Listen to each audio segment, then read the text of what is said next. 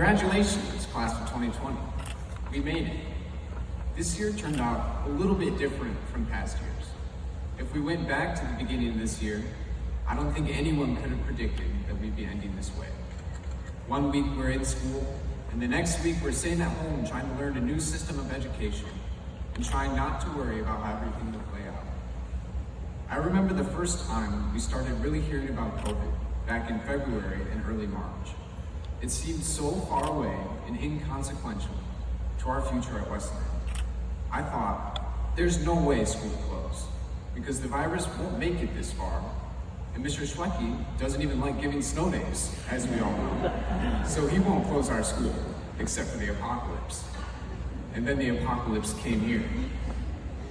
At the start, I wasn't too worried about quarantine because I tend to be pretty introverted. So isolation at home sounded perfect to me.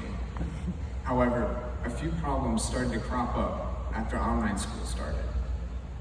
First of all, being at home gave me unlimited access to two things that fuel my procrastination: snacks and Netflix.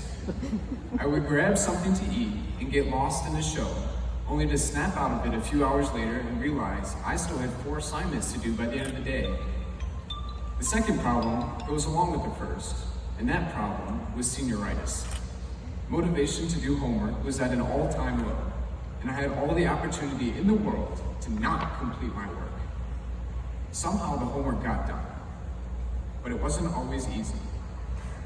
The last problem that I discovered was that I actually missed being around people. Believe it or not, I like going to school and then being able to see my teachers and friends every day. And once online school started, I was deprived of that face-to-face connection. Zoom doesn't really count. This year may have had an unfortunate ending, and yes, we as seniors missed out on a lot of things, but there were plenty of memories made and activities done before COVID hit. Some of my favorite memories come from sports. I played soccer all 4 years of high school, and probably the best part of soccer was the fact that we never did any conditioning. Sure, that came and bit us hard when games rolled around, but fooling around with our coach, Pastor Rod Schultz, was always the best part of my day. I also enjoyed running track my sophomore and junior year, which sounds a bit strange. How does one enjoy running? Is that even possible? The answer is yes, as long as food is involved. Hence why my favorite part of track was Dairy Dan Day when we got ice cream after a run at the end of the year. Yes, I did like competing as part of the team, but very few things beat ice cream. I cherished other parts of school too. Musica Miércoles and Spanish class, where we listened to songs and voted on which one was better, was a highlight of my week.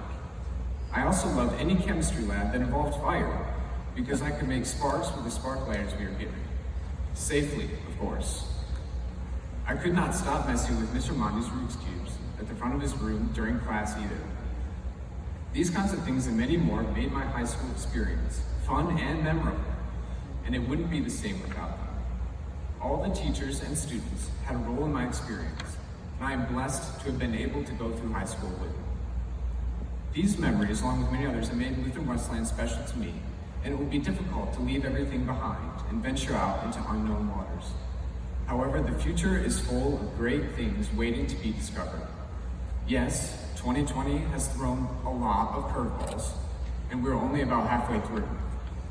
An imminent alien invasion probably wouldn't really surprise most of us at this point, but we have survived the storm, at least this far. I'd like to share a quote from Dr. Martin Luther King Jr. that I think really fits our situation. Dr. King said, "We must accept finite disappointment, but we must never lose infinite hope." While our situation seems gloomy, it is finite. It has ending. Don't lose that hope for a brighter day, because that day will come eventually. Furthermore, trust in God as you move forward. He has a plan for you. It might seem like He is leading you on a wild goose chase, but He can and will accomplish things through you.